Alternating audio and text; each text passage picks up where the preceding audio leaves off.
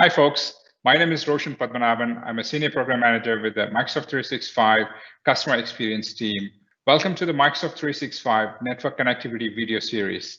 In this video, we're going to talk about network connectivity for remote users. First of all, why is this subject even relevant? Well, network connectivity for remote users plays a critical role in facilitating continued employee productivity during large-scale work-from-home events such as the COVID-19 crisis. That's why this subject is important. We're going to look at the following topics during this video. First, we'll start with M365 network connectivity principles, and then we'll spend some time to understand the requirements of a remote user in terms of connectivity and experience. From there on, we'll look at what is VPN split tunneling and why is this relevant for remote user connectivity. And then we'll spend some time discussing the Office 365 network connectivity guidance for remote users, support from VPN vendors and solution providers to split tunnel Office 365 traffic, and finally, what tool can you use to verify or validate VPN split tunneling for Office 365 connectivity? Let's start with Microsoft 365 network connectivity principles. I'm pretty sure you're very familiar with these principles because this has been discussed in the previous videos. The network connectivity principles were put together to address the branch office user connectivity scenario. The branch office user scenario is very similar to the remote user scenario because a remote user is nothing but a branch office with a single user in the branch. So by applying the network connectivity principles for the remote user scenario, you should be able to provision a connectivity model that is facilitating a productive environment for your remote users. The network connectivity principles states that you should be able to use the Office 365 endpoint categories to differentiate Office 365 traffic from untrusted generic internet traffic and define an optimized network path for direct connectivity. You should also be able to provision local egress for remote users. You should be able to provision direct connectivity, which means you shouldn't be happening the traffic. And you should be able to leverage the security services that are built within Microsoft 365 to enforce your security policies for remote users. So the Microsoft 365 network connectivity principles are the pivot for remote user connectivity guidance as well. Let's try to understand what are the expectations of a remote user. As a remote user, I'm expecting the best-in-class experience, which means I want to make sure that I have the best experience possible while connecting to Microsoft 365 services. And I cannot have the best-in-class experience without a direct connectivity. As a remote user, I also want my connection to be reliable. And this means that no matter the time of the day or night that I'm connecting to the service, I'm expecting a consistent and a good end user experience.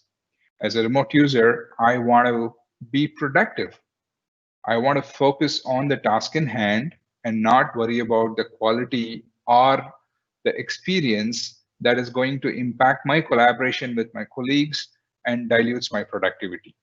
How can we deliver to the expectations of a remote user? By applying the network connectivity principles, you should be able to deliver to these expectations. And let's dig into those. Whenever we talk about remote users, VPN is an integral part of this conversation. VPN stands for Virtual Private Network. And let's look at the pros and cons of a remote user using the VPN technology. Let's start with the pros. A remote user is able to connect to their corporate network from a remote location using a VPN. This means a remote user is able to access application or services which are hosted within the corporate network from a remote location.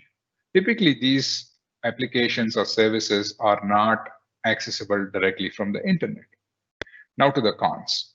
A VPN is designed for small percentage of your workforce. So this means the VPN is limited in scale and bandwidth. When you have situations like COVID-19 crisis, where you've got 80% or sometimes more than 90% of your workforce connecting from remote locations, this adds a lot of stress to your VPN infrastructure. And this can lead to a degraded user experience. So if you have users connecting to Microsoft 365 services using the VPN path, they are going to experience a poor end user experience. And this is totally unnecessary because services like Microsoft 365 are directly accessible from the internet. Let's look at some of the common VPN deployment models. And I think we can broadly categorize them as two different models. The first one is what we call as the VPN selective tunnel model. In this model, when you connect to the VPN, your default path is still the local interface. So the VPN is not the default path. As you can see on the drawing, the orange and the purple lines indicate connections to the internet and to the Office 365 endpoints. And the user is able to connect to these endpoints directly using the local interface. The only line that needs the VPN is the blue line, where the connections are sent via the VPN path. The blue line here represents connections to applications or services that are hosted within the corporate infrastructure and is not directly accessible from the internet. In this VPN deployment model, it does not matter if your VPN is switched on or switched off, because the user has direct connectivity to the endpoints on the internet and to other cloud services like Office 365. Here is another VPN deployment model. This one is called forced tunnel with no exceptions. And we see a lot of customers using this VPN deployment model. In this model, when the VPN is connected, the VPN is the only available path. So the VPN becomes the default path for all connections. As you see in the drawing, the orange line, the purple line, the blue line, everything is sent via the VPN path. So the remote user is dependent on the VPN to connect to Microsoft 365 services like Office 365 in this deployment model. And this is, bad for the end user experience because, the path to Microsoft 365 is taking a longer and a more stressful path. Having looked at the VPN deployment model, forced tunnel with no exceptions, let's talk about how you can provide some exceptions to that forced tunnel model and provision the direct connectivity that's required for remote users to Microsoft 365 endpoints. So in the slide here, you're looking at a model which we call as forced tunnel with exceptions. This is very similar to the VPN forced tunnel model that we saw in the previous slide. As you can see, the orange, the purple line, the blue line is all still sent via the VPN path, and the default path is still the VPN interface. The difference is, as an administrator, you can step in and define some exceptions that have direct connectivity path using the local interface. So as you can see in the drawing, the orange line that goes directly from the VPN client to Office 365 indicates the list of exceptions defined to have an optimized network path with direct connectivity using the local interface. In this VPN deployment model, it is recommended that you define these exceptions because if the VPN is enforced on the user or if it's always switched on, then the exceptions are necessary for the remote user to have a direct connectivity path to cloud services like Office 365 endpoints. Even if the VPN is not enforced, which means if the user has an option to switch off the VPN, it's possible that the user may get a direct connectivity path by switching off the VPN, but this will require user education, and switching off and switching on the VPN is not the best user experience. Effectively, you should be able to define a short list of exceptions that can bypass your VPN and instead take a direct connectivity path. Now, let's talk about Office 365 VPN split tunneling guidance. Microsoft came out with this guidance earlier this year to help our customers split tunnel Office 365 traffic. And by doing so, you're avoiding the risk of VPN infrastructure saturation. The guidance itself is divided into two parts. The first part is where we talk about the high-level strategy and approach. This is where we ask you to treat your remote users as branch office users. And the second part of the guidance is where we articulate the implementation details. Here, we are using the Office 365 endpoint categories and particularly the optimized endpoint set to split tunnel Office 365 based on IP ranges that are dedicated for the optimized endpoint set.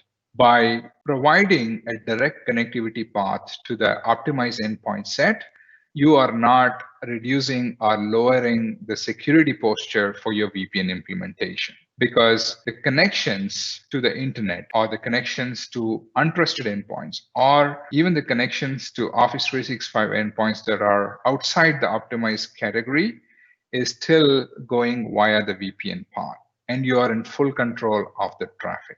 The traffic to optimize endpoint set is often high in volume, and this is the traffic that's latency sensitive and requires an optimized network path. By sending this traffic direct, you are able to reduce the stress on your VPN infrastructure and enhance the end user experience for your remote users. Network traffic to optimize category endpoint set is still encrypted. It's still checked for integrity by the Office client application stack. And the connectivity is scoped to a limited set of IP ranges that are dedicated for the Office 365 services and hardened at the application and network layers. Office 365 VPN split tunneling guidance can be natively implemented with most VPN solutions in the market today. Microsoft reached out and worked closely with VPN solution providers and vendors in the market to come out with targeted guidance configuration templates to make the implementation of VPN split tunneling for Office 365 as simple as possible. Here is a list of targeted guidance that we have from some of our VPN solution providers and partners today. Even if you don't have your VPN solution provider or the vendor listed in the previous slide, it's not a concern. As I explained earlier, our implementation guide for VPN split tunneling gives you the details of how to split tunnel Office 365 traffic. The optimized endpoint set is the key category or the category that you need to prioritize to split tunnel Office 365 traffic. So the most important information you need to know is what is part of the optimized endpoint set. Here is a table on the slide that gives you the list of endpoints that are part of this optimized category. We've got 2 endpoints for Exchange Online. We've got 2 endpoints for SharePoint Online and OneDrive for Business. And we've got 3 IP ranges for the Microsoft Teams media traffic. The media traffic here refers to real-time traffic like audio, video, and screen sharing. If you want to have a complete list of IPs, part of the optimized category, you can use the PowerShell script, which is listed on the slide, to generate that IP list. And essentially, that's the only information that you need to implement split tunneling, irrespective of the VPN solution or the product that you're using for the VPN technology.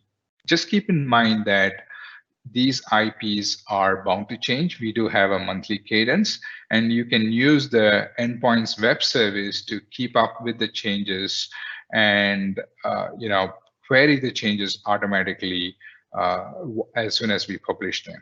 The common question that we get asked is, how can you verify or validate the VPN split tunneling for Office 365 traffic? The answer is you can use the network onboarding tool to verify VPN split tunneling.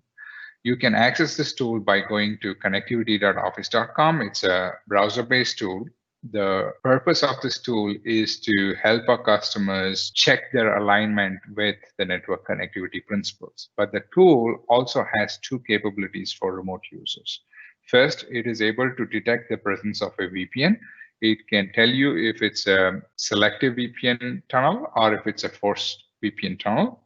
And if it's a forced VPN tunnel, it's able to do some additional checks to tell you what traffic is being sent via the VPN path and what traffic is being sent via the local interface path. Here are some screenshots that help you interpret the output from this Net Onboard tool. As you can see on the top left, this is a scenario where there was no VPN detected, and the tool is just telling you that.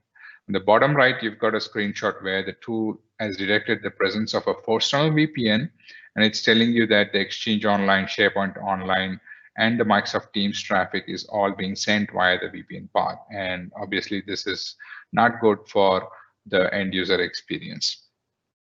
Here is another screenshot where the tool has detected the presence of a VPN force tunnel. It's telling us that the Exchange Online traffic and the SharePoint Online traffic is being sent via the VPN path.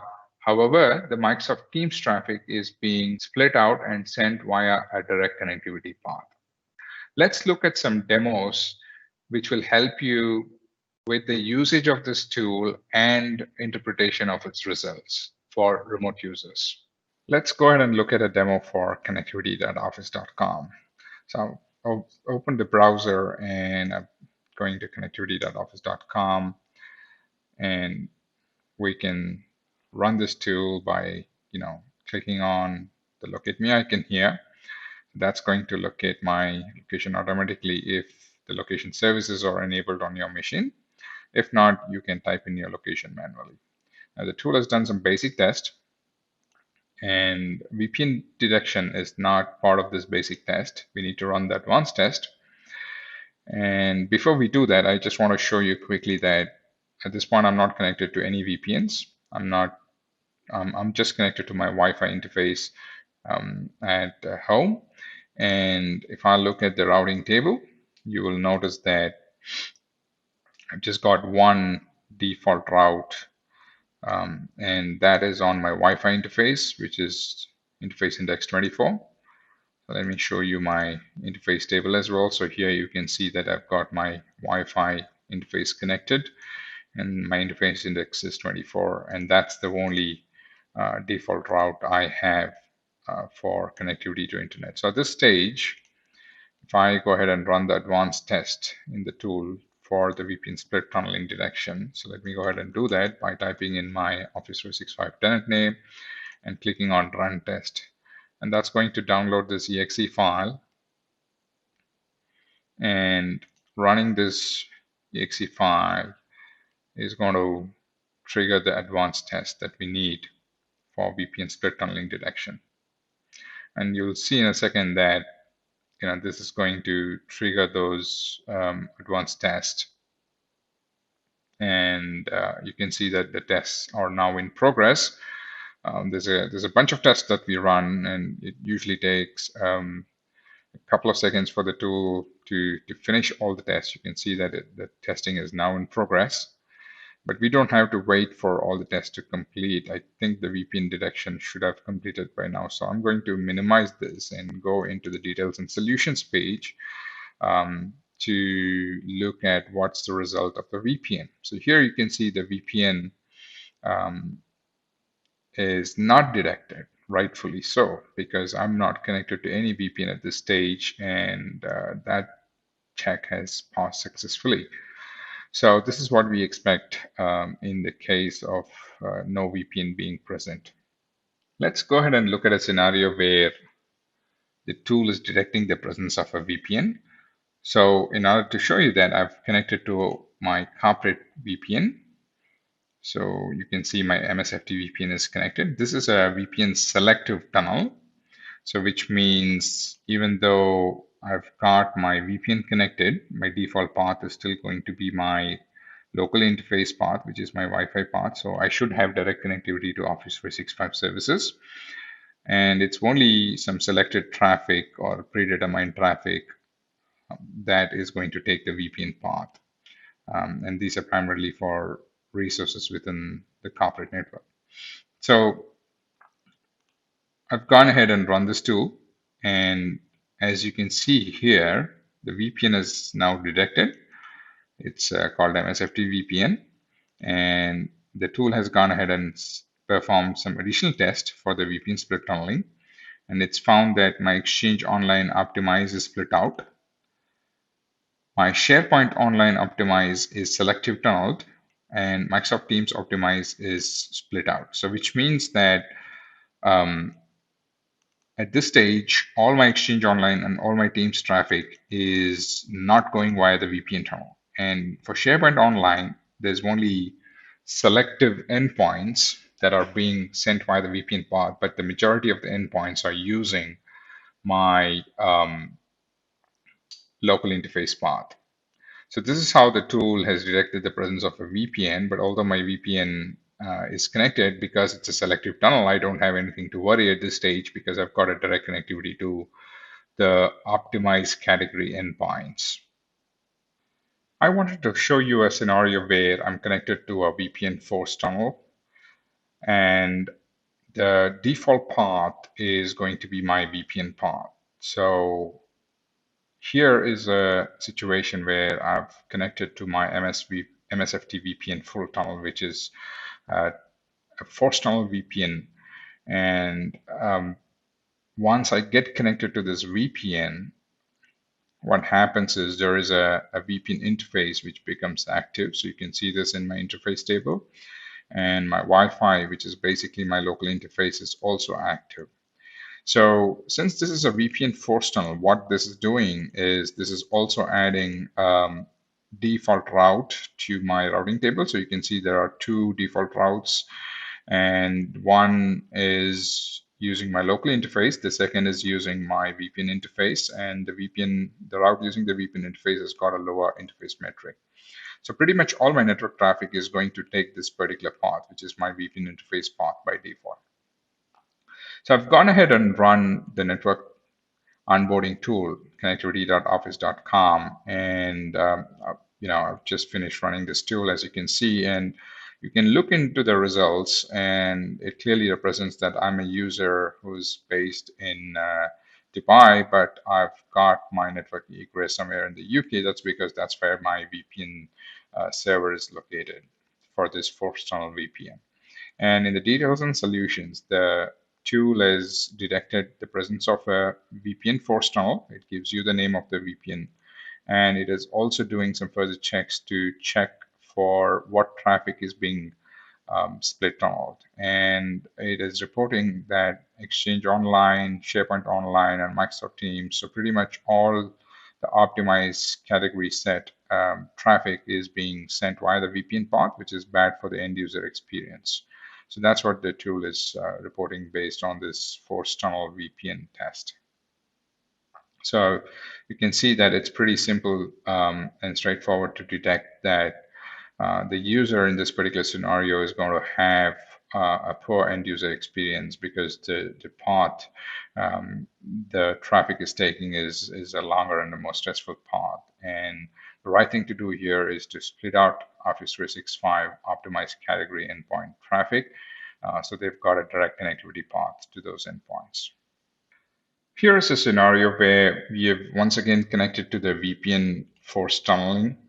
It's a force tunnel VPN called MSFT VPN full tunnel. So which means the default path is going to be our VPN path, and we expect all the traffic to be sent via the VPN path.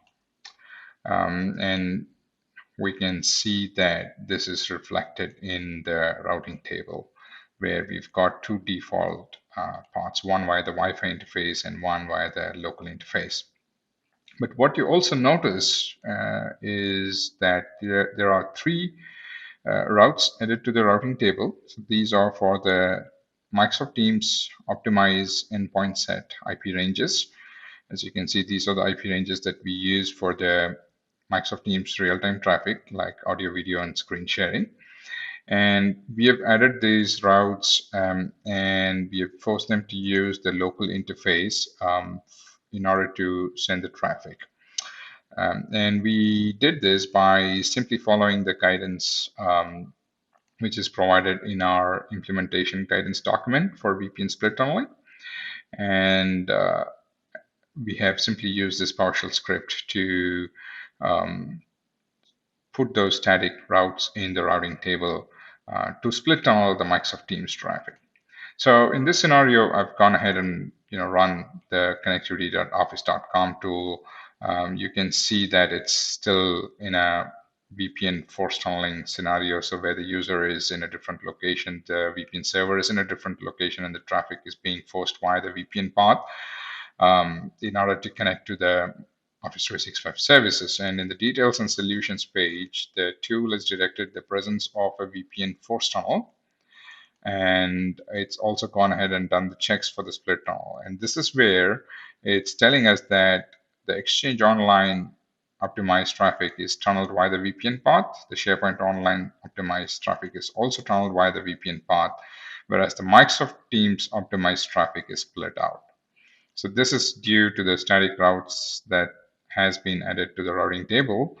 And in a similar way, we could potentially add the routes for the IP destination ranges for Exchange Online and SharePoint Online, especially for the optimized category endpoint set. And we should be able to split out all the three major workloads and basically make them use the local path instead of the VPN path for a much better user experience. Hopefully the demos have given you a good view of how to use the network onboarding tool for VPN detection and to validate VPN split tunneling for Office 365 traffic for your remote users. Let's go ahead and summarize what we have discussed so far in this video. You should now be familiar with the expectations of a remote user in terms of connectivity and experience, and why network connectivity is relevant and important for remote user experience. You should also be familiar with how you can apply the Microsoft 365 network connectivity principles in order to deliver to the expectations of your remote user. We also discussed the Office 365 VPN split tunneling guidance and how you can target the optimized category endpoints set to split tunnel the Office 365 traffic.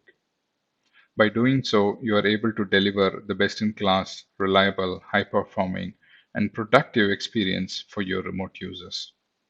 Finally, we looked at the connectivity.office.com, which is a browser-based tool that you can use to detect VPN split tunneling and validate split tunneling of Office 365 traffic.